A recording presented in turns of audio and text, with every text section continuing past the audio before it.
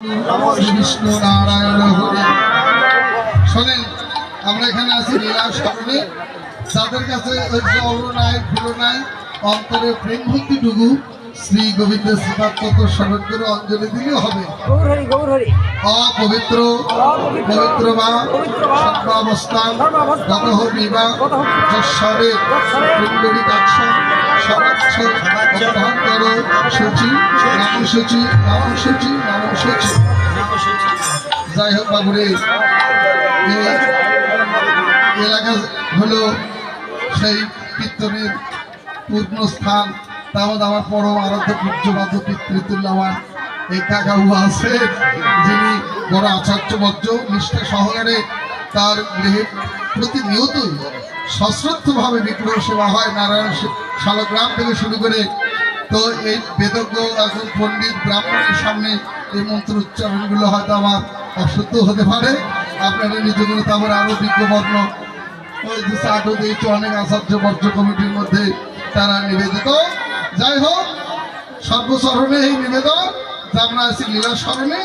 আর এইগুলি লৌকিকতার যে আনুষ্ঠানিকতা এই তদানীন্তন কাল থেকে নয় ইদানিং কালে শুরু হয়ে গেছে সূর্যমুখের সময়, সেগুলো আমরা একটু আস্বাদন করব।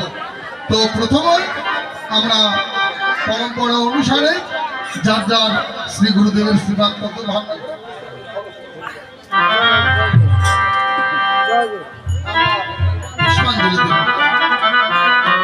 তাহলে আমরা আপনা বলছি গুরু গন্ধ পুষ্পে শ্রী গুরুদেব।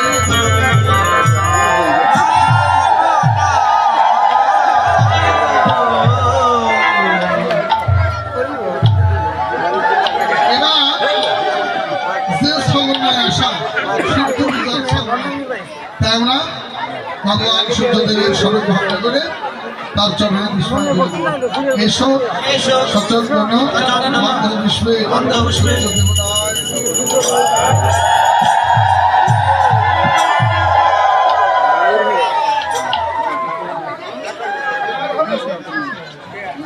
যাকে পাওয়ার উদ্দেশ্যে আসা, যাকে ভালোবেসে জীবন সার্থক করবার মনোবৃত্তি নিয়ে এখানে যারা এসেছি আর কেউ নয়, তিনি হলেন সমস্ত দেবতার আশ্রয়, নিরাশ্রয়ের আশ্রয়, অগতির গতি।